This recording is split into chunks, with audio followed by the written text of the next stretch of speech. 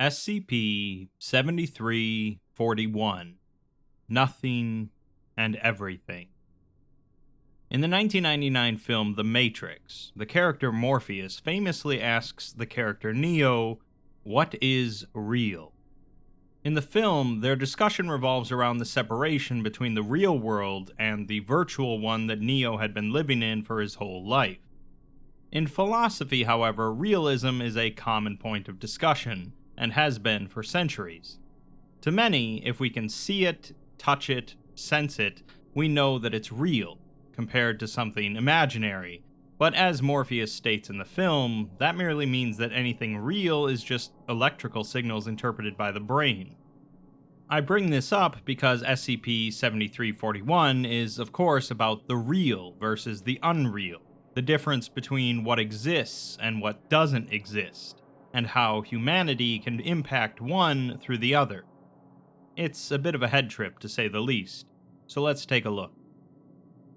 SCP-7341 has no object class, and the always ominous description of SCP-7341 does not exist. The remainder of the article is Level 5 classified, and upon opening it, we see that it has the esoteric containment class and a risk class of critical. 7341 is currently contained by the Mercahui containment system, located within Deepwell 354 in eastern Iceland, roughly 76 kilometers west of Research Station 211. A 5-kilometer exclusion zone has been established around the Deepwell to prevent civilian exposure to terminality bleed-through of the containment vessel. The Mercahui system is composed of 3 primary elements and a large number of supporting elements, all of which must be maintained in order to secure containment of 7341, which are powered by energy pulled from the nearby hydropower plant. The 3 primary systems that comprise Mercahui include Vitsmunir, a complex superconstructive containment algorithm and logic processor built on the Dark Mind AI platform. Capable of 2,414 petaflops, it is responsible for making the necessary adjustments to the Cormaxon-Andrews field generator within the containment vessel that holds 7341. The containment vessel, Charna, is located beneath Deepwell 354, and its inner compression matrix is capable of withstanding exposure to Class 9 unreality through the use of Cormaxon-Andrews field generators, known as Visca. These are a set of 484 die-reality field generators arranged within Charna and used to counteract the metastructural compulsion force generated by restricted unreality.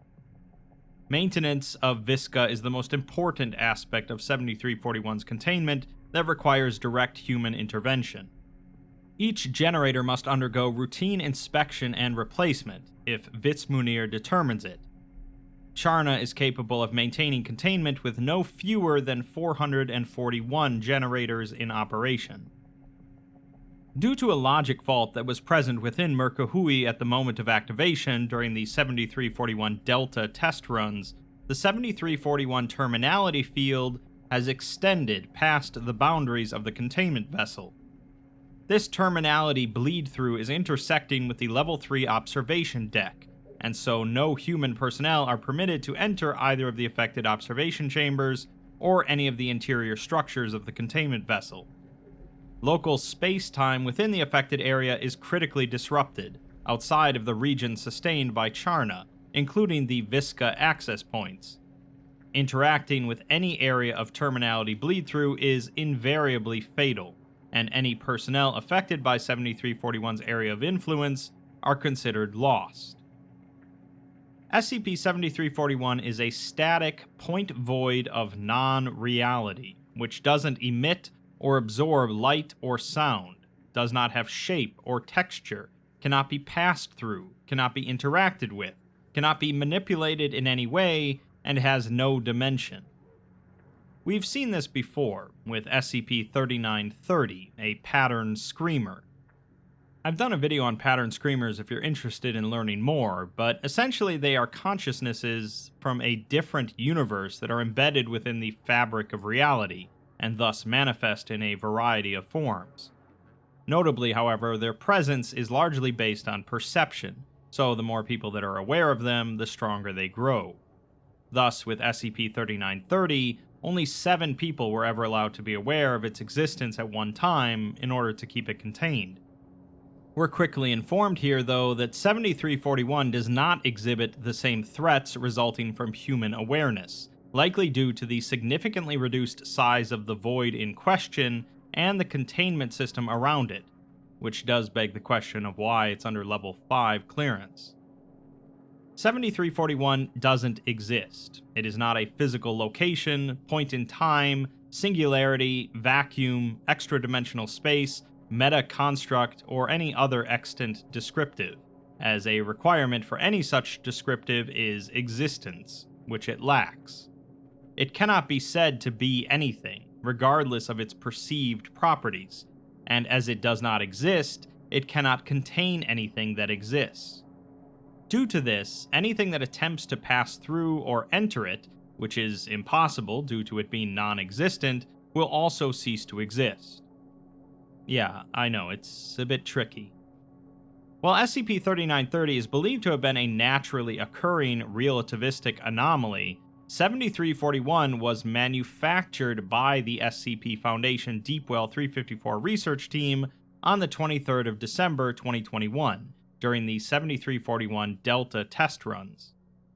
Ejection of high-energy particles through a wave point inhibitor focused at a point within a metaphysically stable region contained by the Cormax and Andrews field inside of the Charna containment vessel created a relativistic vacuum state that, upon repeated exposure to additional high-energy particles to further excite the wavepoint inhibitor, entered a null state that was no longer compatible with local reality. This null state rapidly dropped below the relativistic cohesion baseline and then collapsed entirely, leaving behind an absence in local space-time. That's a whole lot of big words, but basically the Foundation was trying to actually reproduce SCP-3930 in order to study it in a controlled environment. They wanted to do so because it's considered a fundamental principle within relativistic metaphysics, and a better understanding of it could provide valuable knowledge for containing and mitigating future incursions of the void into relativistic spacetime. The attempt was, of course, ultimately successful, due in no small part to the work of Dr. John Cormackson and Dr. Cheryl Andrews, both of whom helped to pioneer research into supercritical relativistic field theory that allowed for a safe confinement protocol to be established for null state experimentation. Their efforts, along with significant contributions by Dr. Ivan Zatsepin and Dr. Harry Leclerc, and the implementation of the Merkahui system to manage all system-critical protocols within the containment array, led to the creation of 7341, the first known stable static point void in containment. However, an error in the system's energy allocation logic during one test did not sufficiently account for the increased metastatic load that the Visca array would experience during the initial manifestation of the point void within the containment array. The difference in the predicted load versus the real load resulted in localized bleed-through of 7341's terminality field. The field was intended to be contained entirely within the Charna vessel, but now instead extends past the confinement array and intersects with the Level 3 observation deck. The system has identified the logic error and has queued a correction, but performing that correction would require a full shutdown and restart of the containment array. This is considered unrealistic and would likely result in uncontrolled expansion of the terminal boundary until additional countermeasures against further terminality bleed-through can be installed. The point at which the field is restricted is roughly 11 meters from the back wall of the observation deck, although this border is not immediately obvious. Due to the effects of the void on human perception, individuals will perceive an approximation of what their minds expect to see past this boundary. Most affected persons will see the remainder of the observation deck as expected, and personnel working near the point of terminality bleed-through have reported additional auditory and visual hallucinations, likely due to the ongoing collapse of relativistic space-time beyond the terminal boundary. So, much like in SCP-3930, the human mind cannot comprehend the true nothingness of one of these voids, as it's not like a black hole or something where it's pitch black. It's absolutely nothing, and so our minds can't help but fill the gap in with what it expects to be there. Since anything passing through the void ceases to exist as well, that makes it pretty dangerous to work anywhere near the thing. This void was meant to be entirely contained within their system, but an error made it bleed out a bit, which is the dangerous part. It's still largely contained, as it's still restricted by the Cormexin-Andrews field, despite the field and the generators maintaining it being within the terminal boundary. While most of the research team were unaffected by the expansion of the terminality field, Dr. Cheryl Andrews was observing the startup on Deck 3. Reports from staff assigned to her indicate that she dismissed the team to another observation point shortly before the start of the Delta II trial. One of the researchers, Haroldson, returned to the chamber to speak with her and only managed to survive the terminal incursion due to him standing right on the edge of the boundary at the moment the void manifested. The boundary intersected with spacetime at a point roughly 3 centimeters into Haroldson's right side, causing a significant section of his right arm and leg to collapse into the point plane. The remainder of his body was ejected by the shock of the compulsion force, and nearby personnel were able to get him moved to the on-site infirmary. Dr. Andrews was caught entirely within the terminal boundary and is believed to have been instantly killed. We next move on to some info about Point Horizon, a Foundation meta-technology initiative assigned to Foundation European Command. It was created in 2007, dissolved in 2015, and was afterwards wholly folded into the Deepwell 354 site terminus, which replaced it. It was originally established by Cormexin and Zatsepin, researchers who had unknowingly worked alongside the 3930 team during initial surveillance testing of that anomaly as early as 1995. After being made aware of the metaphysical characteristics of 3930, and after additional information gained from working alongside Dr. Robert Scranton before his death, the two worked to devise a theorem regarding meta-quantum tunneling and the nature of unreality. In short, their model suggests that the universal understanding of reality is a metaphysical truth necessitating an underlying layer of unreality, or that which is requiring a that which is not. In their model, unreality exists as a framework surrounding every instance of real, and that it's the scaffolding beneath which reality itself is constructed.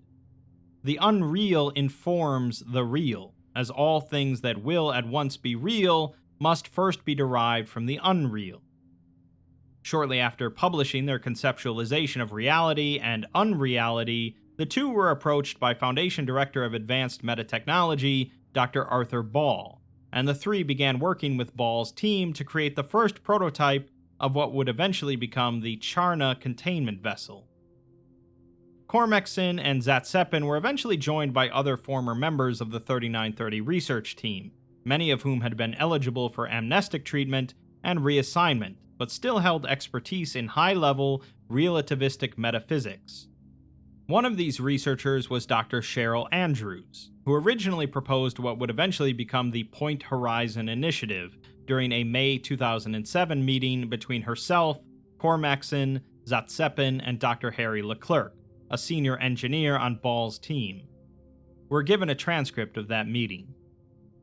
Andrews says that the field Zatsepin is proposing might not just be enough to sustain a firm threshold of die reality around the anomaly, it may even be enough to sustain incursions into it as well.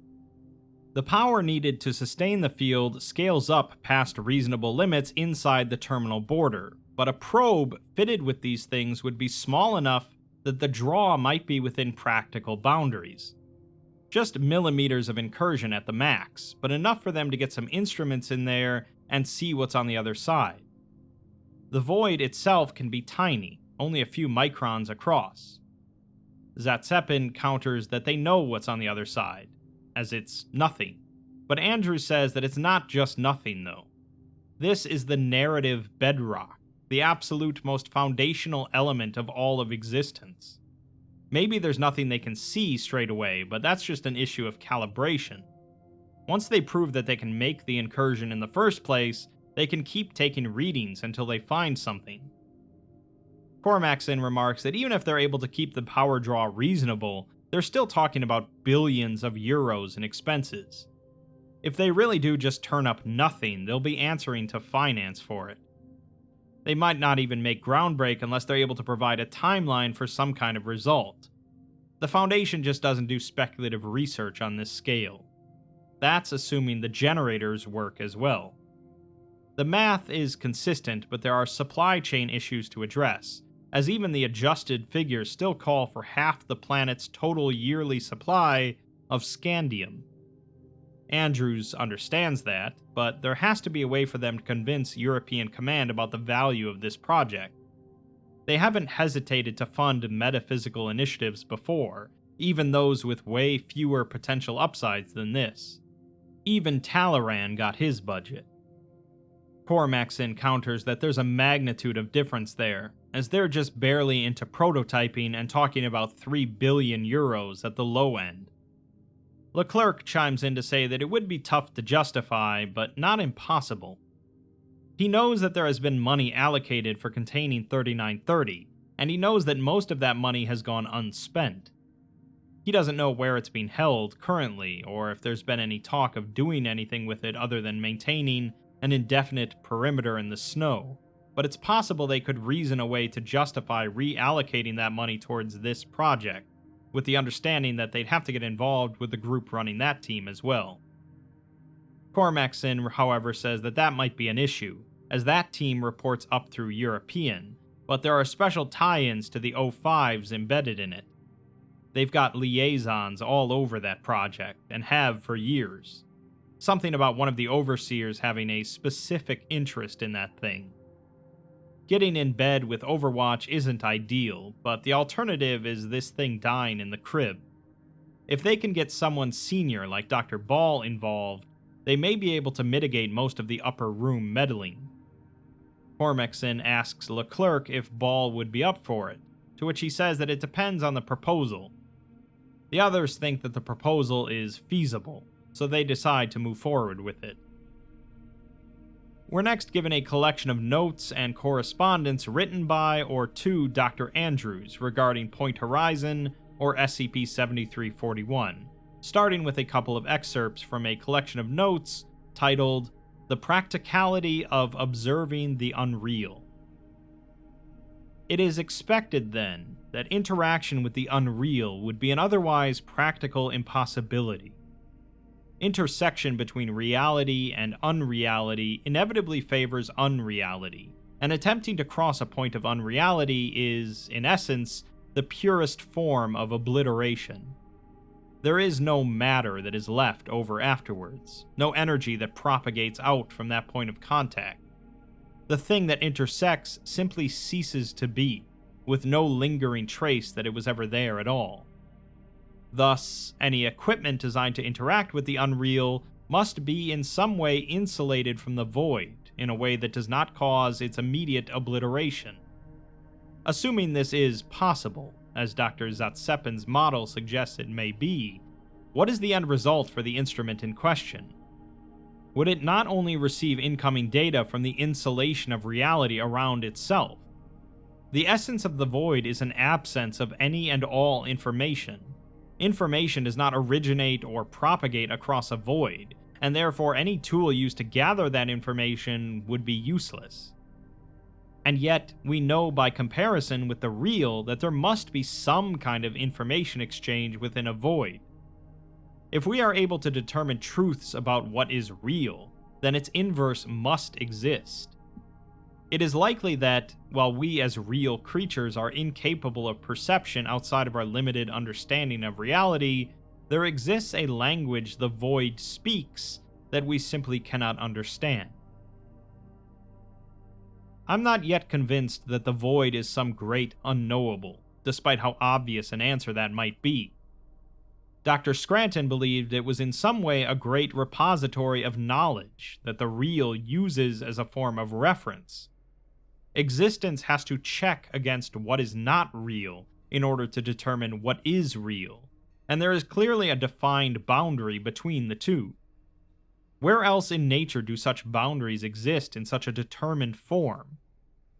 Even at our most fundamental scale, we are composed of elements and atoms and subparticles, all of which themselves are nebulous and interact freely with each other, but the void and the material maintain a strict demarcation. Why is this, if not an intentional aspect of their utility towards each other? If I were given to supposition, I would speculate that the unreal, being far greater in size than all of reality by an unknowable factor, somehow uses reality as a playground. Not knowingly, perhaps, but there is clear intention in what is funneled out from unreality into reality. There is purpose here. There must be purpose. The fact that the void can intersect with our reality at all is proof enough of its existence, or non-existence, as it were. But that intersection itself must have a reason. In an email to Andrews from Cormackson, he says that he agrees with her hypothesis on the metallurgical challenges, but thinks that the scandium alloy that Leclerc's team is working on resolves a lot of those concerns. They'll need to schedule a new set of tests in the simulator to try and see what their new limits are, and then redo the calculations once they're confident of the results. He also states that he doesn't want to get too personal, but he saw where she'd canceled her time off next week and asks if everything is alright. They've been pushing pretty hard the last few months, so getting some time to relax might do her, and the rest of them, some good. She replies that the scandium alloy can't come soon enough, and getting away from yttrium is going to really help their weight issues too. She says that she's alright, she's just been working pretty well recently and doesn't want to lose momentum. They're getting really close to something important here, and she thinks if they keep pushing at it, they're going to have a breakthrough really soon.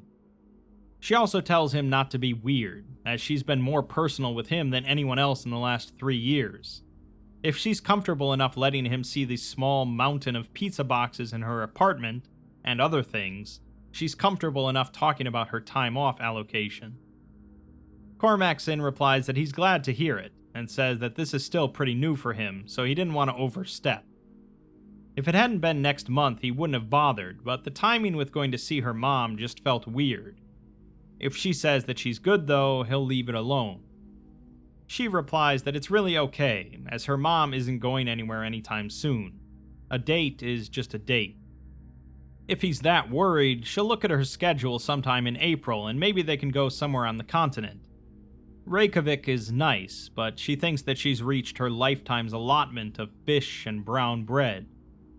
Cormackson suggests a house on a lake in Scotland that his parents' friend has, as it's been a good place if he needed to clear his head, and she says that she'll let him know what she thinks.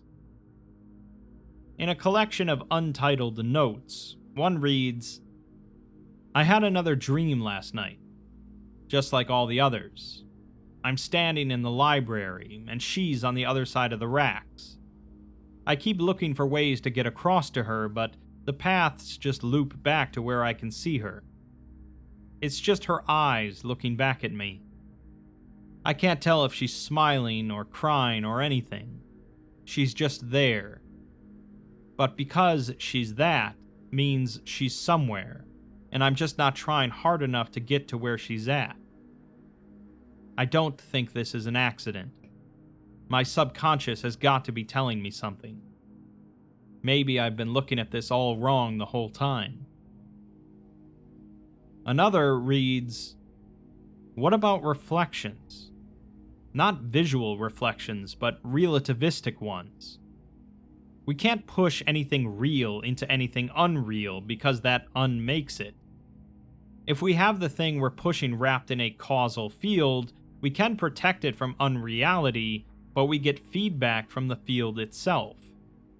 If it's compensating for higher or lower unrelativistic feedback, we're getting some information from that, like poking around with a needle in the dark. Do it enough times and keep track of what feedback you get when you run into an obstacle, and you can start to make out the shape of something you can't see. Why can't we do the same? Biggest problem is instrumentation, again. Using the probes we'd need, we'll need an access point probably 3 or 4 times bigger than what we'd been planning. Harry is going to hate it, but we won't be able to get what we need without it. We're not going to have time to change Beta either, so we're going to need to push it to Delta. Note to self: talk to John in the morning about reflections. Talk to Harry about energy scaling. In an email reply to Andrews from Leclerc about power allocation for refined point-void vectors, he swears and says that she needs to start warning him about these emails. The initial Point Horizon test run was conducted between April and September of 2011. The first test series was intended to show a proof of concept of the metastability of the Charna containment vessel when exposed to a point-void terminality field. The vessel was not yet configured to contain the field in question, so the point void was intentionally unstable and collapsed between 45 and 72 nanoseconds after its genesis. Despite this, the test duration was sufficient to induce the internal load on the prototype Charna vessel. Cormackson describes the result of the test to European Command by saying that the shock of the terminality field was outside of expected parameters and managed to flatten everything in a 2.3 meter sphere around the containment vessel, but Charna was recovered undamaged. Evaluation of the vessel revealed what they expected, with higher than baseline metaphysical stability, more than sufficient enough to reduce the radius of the same field by at least 40%. If they're able to get that reduction up to 43%, which Zatsepin believes is within reason, they'll be able to reduce the overall outer containment vessel by 15% of its current size. It should then easily fit within any of the Tier 3 deep well sites. The second test run of Point Horizon was a series of tests conducted between December of 2012 and July of 2015. This series was intended to show the functional stability of the Visca generator array in maintaining the terminality field, and the array was comprised of 72 amplified die-reality field generator heads surrounding the Charna vessel. A secondary function of the test was to show the viability of Andrews' relativistic reflection theory by introducing a millihume wave sensor probe into the manifested anomaly prior to its collapse, to ascertain both whether or not the probe could survive the incursion across the terminal boundary, and if any information could be ascertained about the void as a result of increased feedback compensation on the part of Cleo. We're getting into admonition level of technobabble here, but basically they want to send a probe into the nothingness to see what happens. Andrews summarizes the results afterwards by saying that the array and vessel met their performance expectations, and the point void was sustained for a period of 3 minutes and 15 seconds. Considering that the test ran well below Cleo's operational limit, it's reasonable to presume that a scale-up test using the same configuration is within reach. During the test period, a shielded probe was inserted past the terminal boundary and into the point void for a period of 10 seconds. Variations in the Cleo's feedback compensation was measured and charted, showing minor variation that they're currently attributing to noise. However, they did verify that they are capable of pushing a probe into the point void and retrieving it. They have conducted numerous double-blind tests on the probe and have confirmed that it still exists, confirming their initial hypothesis. They're now preparing a scaled-up version of the test, and she'll be submitting a request for a larger probe test run. They're on the verge of peering into the last great unknown, and everything beyond this point is instrumentation.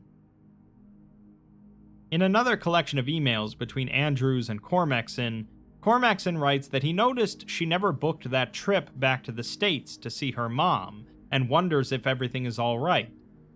Since they've got time now between test 2 and 3, he figured this would be the perfect time for them to go. Andrews replies that she's been super busy, and she'll try to get it scheduled sometime in the next few months. She asks if he's spoken to Ball about pushing the probe test up from test 4 to 3. She hasn't heard back from him since the first of the year. Cormaxon replies that he hasn't, but she knows what he's going to say. The scale-up is just for conditional testing. New implementation is set for 4, and everything afterwards has to wait until the Deepwell site is running. He asks if she's sure about the trip, as it's really no big deal, and they can take the time if she wants. Andrews just asks how he can be okay with that, as they have to push everything they've been working on for the last 4 years into next year because European wants to sit on their hands. They can do the exact same work with Cleo as they can with Visca, and they won't have to wait another 5 years to do it. She asks if there's something else going on here, but Cormaxon just tells her not to shoot the messenger. All he knows is that the success of Beta 1 and 2 have accelerated the Deepwell timeline. That's a good thing, as it means they're going to have funding for the next 30 years, among other things. They're all going to continue to have jobs, so he figured she'd be happy about that. She says that none of that matters if they aren't able to show proof of concept on the probe tests. The whole point of this was for them to see what's on the other side of this thing, so if they get to Deepwell and the probes are still returning generator noise, then what? They've wasted billions of dollars on a preposterously elaborate paperweight. Cormaxon replies that calling the sum of 1,000 people's efforts to create the first stable manufactured point void array a paperweight is kind of dismissive. They're still doing science here. It's not like they just dismissed the probe tests out of hand. If they get to Deepwell and they have issues, then they'll just adjust and move forward. The fact that they're building Visca at all means that they're committed to this thing. Andrews asks if the probe tests aren't the priority, then what exactly are they committed to? Cormaxon doesn't know what she means, and then doesn't get a response. We're then given another untitled note from Andrews, which reads, "I heard something." There's this phenomenon called the cocktail party effect. It's the sudden awareness you achieve when you hear something familiar mixed in with a lot of other noise, like hearing someone say your name at a cocktail party. You hear something you've become so intimately familiar with over the course of your entire life, and in that moment your brain zeroes in on it.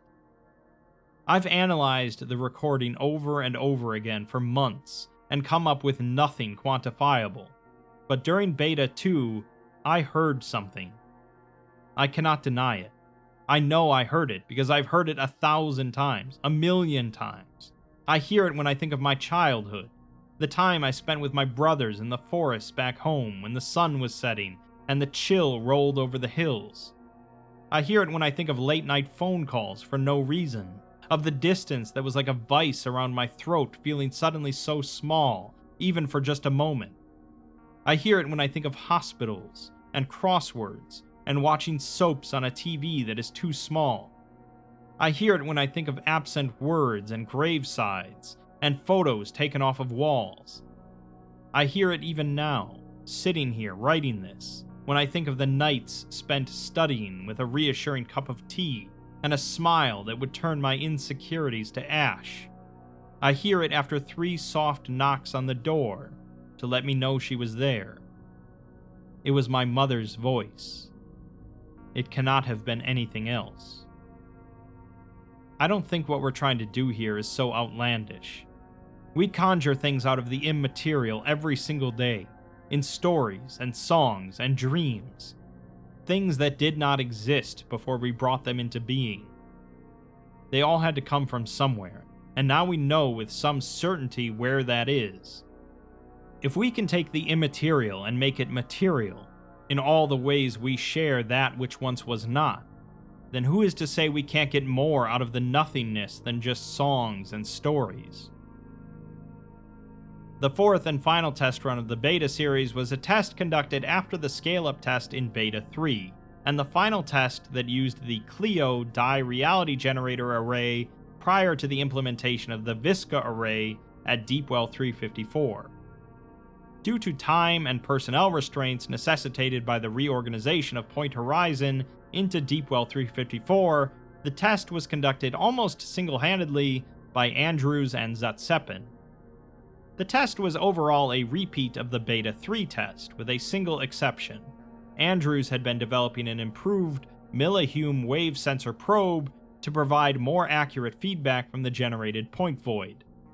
The result of this test was inconclusive. After a bit more technobabble between Zatsepin and Andrews as the test begins, Andrews says that they could increase the inhibitor's voltage in order to form the void. Zatsepin says that there's a containment risk, but Andrews insists in order to avoid scrapping the test. The void forms, but Zatsepin remarks that there's lots of noise in here, so they need to bring the inhibitor down. Andrews counters that if they bring the inhibitor down now, they may lose the void, so they can filter the noise later.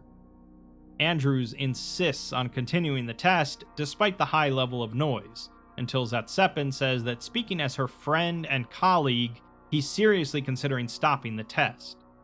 This is all highly irregular. They need to back the inhibitors off, and they need to let Cleo stabilize. None of the data they're going to get is going to be usable.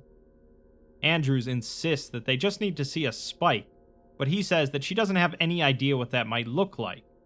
If the spike she's looking for is within the noise boundary, then it'll get filtered out, and she may not even know what she's looking at. Andrews says that she understands, but they can't risk a void collapse, so they have to do this now. Zatsepin asks, or else what? They'll have to do the test again when Visca is running? Andrews doesn't reply, but says that the generators are cooling, so they can proceed with the probe test.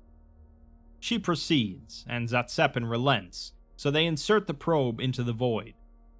Zatsepin notes that they're getting some asymmetry on the terminal boundary because of the inhibitor, so they need to back it off now. Andrews insists on needing more time as multiple alarms begin to sound. Zatsepin tells her that the void is going to destabilize if they don't pull the inhibitor off right now, but Andrews ignores him, instead asking if someone is there and if they can hear her. Zatsepin begins to ask who she's talking to, but then announces that they're getting generator overload warnings and they're about to lose containment. Andrews swears at him and tells him to compensate for the inhibitor draw, but he pulls the inhibitors regardless. Andrews says that they're losing the void, and he tells her that they're about to lose the station if they don't push the generators in and collapse it. Andrews relents and pushes the generators in, but then another critical alarm is heard, warning of impending void collapse. Another sound is then heard, as the feedback compensators activate momentarily, and they realize that it's the probe. They finally collapse the void and finish the test. Zatsepin then points to the feedback log, where a massive spike is seen.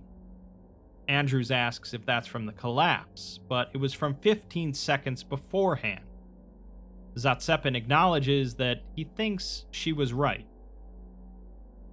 At the conclusion of the Beta 4 test, a full damage assessment of the prototype Charna vessel and Cleo array was conducted.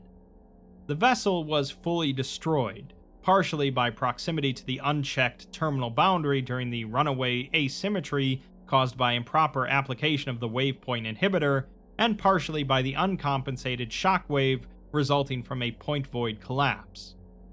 Fragments of the vessel were found embedded into many of Cleo's generator heads, effectively totaling the array. Andrews was found to have inappropriately accelerated the array startup sequence, which left the system in an improperly configured state. Cleo was unable to compensate for the asymmetry, leading to the destruction of the array. The silver lining of this was that the data regarding this asymmetry allowed the AI to later compensate for improper energy allocation during the Delta II test, maintaining proper containment of 7341. Andrews was brought before the Foundation Disciplinary Committee, who found that, while it would be a misuse of resources to remove her from the project entirely, her actions were not befitting of a doctor of the Foundation. As a result, she was placed on suspended leave for a period of 1 year, during which time she was held under house arrest by Foundation security forces. While under house arrest, she continued to receive correspondence from the Deepwell 354 team, in order to facilitate the ongoing success of the project. We're given a recorded phone call between Andrews and Cormackson shortly after the beginning of her suspension period. She says that she's doing all right, and they've got someone who comes and washes her clothes now, which is an improvement over the first few days. Other than that, she's good, as she's got her stuff and her computer. They want her to keep working, which is a blessing, she guesses, as she'd rather have something to do than just sit around here. She calls it jail, as she's not allowed to leave, but it's fine, as she gets to sleep in her own bed and gets to work. Cormackson counters that she did very nearly void out half the site, but she snaps that they didn't though. She apologizes, and says that given the circumstances, she should be grateful it's not worse. She asks if he's spoken to Zatsepin about what happened, and he did. He listened to the site recording as well, and he asks her to help him make this make sense. She knew that keeping the inhibitors in like that could cause the field to get unbalanced, and then when it did, she didn't do anything they know to do in case of asymmetry. And then Zatsepin says that she was calling out to someone while the boundary was pushing up on the edge of the vessel. Andrews doesn't respond, and Cormackson says that he called her brother, who was surprised to hear from him, and said that the two of them haven't spoken in a long time. He asks when she was going to tell him about her mom. I'll read this section verbatim for clarity. She was so happy when I got selected. She was always so kind and supportive of all of us. When I went off to school, she called me every single day, and when I was studying for the skip-ats, she had me move back in with her and my dad so she could take care of everything while I was working. When I left, I know it broke her heart. She would never say it, but I could tell. When you hear something every single day for years, even the slightest difference becomes noticeable immediately, and I noticed. When she got sick, my brothers basically moved in with her. They took care of her every single day for years. Dad couldn't do it on his own, so they were there, and It took me 6 months to get back there, and by the time I did, she was just barely there. But she still called, Not every night, but as often as she could. Whenever she was strong enough to do it. She'd have Dad hold the receiver, and she'd just talk into it, and we'd talk about what was on TV or what was for lunch that day. I slept on the couch in her room every day for a month. To think I would complain about my laundry situation now, it was bad then. Dad would come in and practically force me into his car so I could go take a shower at their place. She used to do this thing where she'd knock 3 times on my door when I was studying just to let me know she was there if I needed anything. And she started doing it when she needed to sit up, because sometimes she couldn't talk very well. One day she says, "It means I love you." It was only a month, but it could have been 15 minutes. It went by so fast. She called me the night before it happened. They had me come back up here just for the start of the Alpha trials, and I told her I'd call her every day, and then that day I didn't, but she still tried to call me. Dad said she was adamant about it, said I must have dozed off. But I was in the lab. Had been all night. I didn't even check my phone when I got back to my apartment. I went straight to bed, and then the next day... John, I never got to tell her I loved her. Cormackson asks if she thinks her mom didn't know that, and Andrews says that she doesn't know, but she just can't stop thinking of her laying there, waiting for her to call back. All of this, everything they're doing here, it all has to mean something. Maybe there's no rhyme or reason to any of this, to life, to existence, but they aren't just drawing pictures on cave walls anymore. They've looked over to the other side. Cormaxon remarks that they're saying the probe feedback was caused by the field instability, but Andrews calls that bullshit. She sat there and watched it the whole time. It was working, and it never stopped working until the very end. Something on the other side saw them. Something pushed back. She asks if he knows what that means, but he just says that he knows what she probably thinks it means. Zatsepin seems to think she's onto something, and the fact that they got any feedback at all is a breakthrough all on its own, if it is actually feedback and not just the probe responding to void collapse. But she has no idea what it is that caused the probe feedback, or if it even was an it at all. She's talking about metaphysical unreality in there. It's not like just a dreamland where everyone goes when they die. That's the unreal. They haven't even begun to figure out what this could even mean, and she could have gotten hurt. Andrews pauses, before saying that she doesn't know how she can tell him this in a way that makes any sense, but she just knows that it was her. There's a world out there where her mother doesn't die while she's sitting in her office going over materials reports. She knows that it's in there because that world doesn't exist right now. That's what they're talking about.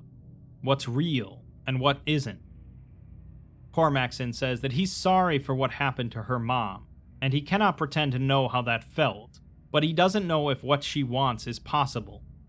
What she's talking about is the fundamental force in the universe. He doesn't believe that's within their reach, but she disagrees. We then see a notice of reassignment orders to go into effect at the conclusion of the Delta test series, with all of the team, including Andrews, to be reassigned to different sites. Cormaxon and Leclerc, however, will stay on at Deepwell 354. Shortly after this memorandum was distributed, Zatsepin sent an email to Cormaxon, reading, "John, I have never sought your approval, and out of respect for your station, I do not intend to begin now. When I initially heard about this personnel reassignment order, I had hoped it was an unfortunate bit of office drama that would resolve itself. I recognize now this is not the case. I had likewise hoped you would show more spine in the face of pressure from Overwatch, but I seemingly judged you too fairly. Let me tell you something you already know. The thing we have built here is a danger beyond dangers. We have been able to encapsulate it at times, yes, but this project stands on the absolute razor's edge, and always has. It is through the efforts of a dedicated team of some of the most brilliant scientists I have ever met that we have managed to contain the annihilating power therein for so long, and to presume that you will be able to do so without them is madness. And for what, John? So an overseer can turn this site into their plaything? To give them something they can gaze into and wax poetic? To cast them all aside and allow these interests to infiltrate what we have worked so desperately to create is an act of paramount disrespect. I hope, at the very least, for the sake of whatever you once shared with her, that you let Cheryl know in person instead of through an email. Cheers, Ivan." The Delta test series began on the 4th of October 2021, and while multiple tests were originally scheduled, only 2 tests took place. On the 21st of December, during Merkahui's startup phase, a change was made to the energy allocation logic by an undetermined user. The change was made at the terminal level, and therefore did not require user authentication, although the user would have required extensive knowledge of the AI's base intelligence layer. Only 4 members of the senior leadership would have been familiar with these systems: Cormaxon, Leclerc, Gantry, and Andrews. Such changes normally require a handshake from the AI's logic evaluator, but the change was submitted in a 3-second window during which this evaluator was being cycled as part of the startup phase. The AI did initially identify and flag the change to its energy allocation logic, but this flag was marked non-critical and was not reviewed by the site administrator, Cormaxon, prior to the activation of the waypoint inhibitor. The flag was only noticed as the Visca array was coming online, at which point there was a 7-second window during which the test could have been cancelled, but Cormaxon neglected to shutter the array in time. At the moment of point void formation, the terminal boundary expanded beyond the vessel as a result of the limited power resources available to the array at the time. The AI immediately maximized the available power draw to the array, which halted the boundary expansion at its current position within the Level 3 observation deck. Despite the catastrophic breach of containment, the AI identified the point void formation and relative stability of the array and automatically began the test cycle. The test probe developed by Andrews was energized and inserted into the void. While the test was cancelled shortly afterwards, the probe remains locked in place. We're given one more note from Andrews, from a collection titled, "To Suppose What is Real." It reads, "There are two definite states in creation, the things that exist and the things that do not. Beyond that, there are those things that are physical, those that are made whole out of the matter of the universe, and there are those things that are immaterial, the thoughts, dreams, and stories of the physical. It is the latter that we often consider to be the unreal, as we cannot reach out and touch them, we cannot see them with waking eyes. They exist in as many universes as there are those who imagine them, and they are as innumerable as they are fleeting. But these immaterial things are not the unreal. A child's dream of what sort of hero they may grow up to be is not something you can neatly organize, certainly, but that does not mean it is not real. The immaterium is a boundary way between what is and what is not, and therefore exists as an intermediary between the two, what could be. These fleeting hopes and ambitions are, in many ways, the stencil by which the unreal becomes the real, the inspiration from which the art of creation is drawn upon the canvas of reality. We presume that the physical and the immaterial are altogether two different things, but they simply are not, nor can they be. A desperate mother hoping for another day, a wounded soldier dreaming of home, a storyteller turning memory into immortality. These are the simple acts that we, every single day, partake in, which shape the very most base fabric of our existence. In this way, we become not just an observer of the canvas of God, but the hand behind the brushstroke. If, then, we suppose that the unreal is not so foreign to us, and our ability to shape it not so limited, where is the limit of that power? How can we be satisfied to watch the hand move and not alter its course? I have heard some say that the limit of man should be at the doorstep of God, that we cannot cross that threshold into remaking the universe in our design. I would argue that this is a ludicrous notion. We do it every day. And if we are able to remake the universe, which should be clear now is within our grasp, then everything beyond this point is instrumentation. The length and depth of the brushstroke, the coarseness of the fibers, the subtlety of the palette. When we gaze into the heart of oblivion, we are not giving ourselves to annihilation.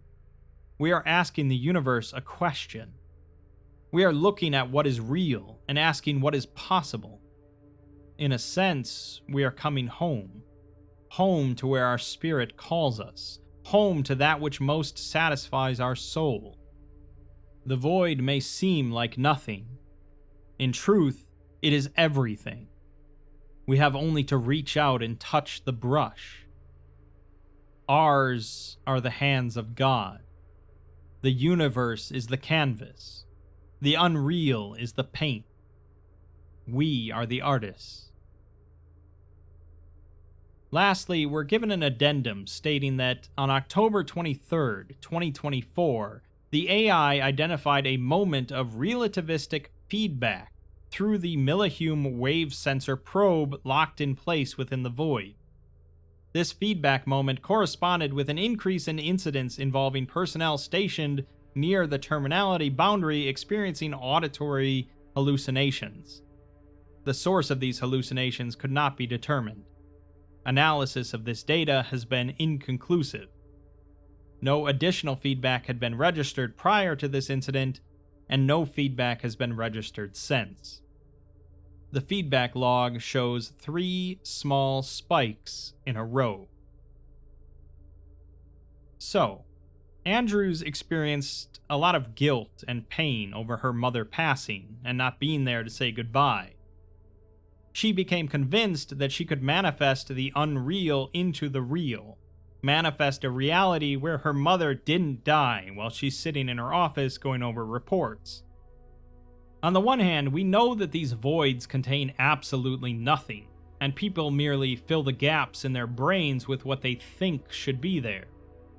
On the other hand, the tests done did seem to prove that something can be discerned from nothingness. I'll admit that a lot of this goes over my head, but it would seem based on the final addendum that there is something going on beyond the void. The 3 spikes in the log seem indicative of the 3 knocks that Andrew's mother used to do, meaning, I love you. I'm sure that the Foundation doesn't know much of anything about what's beyond the void, sort of like what's within a black hole, but Andrews believed in the idea enough to throw herself into it. Perhaps she was right, or perhaps if you gaze long enough into a void, the void will gaze back at you.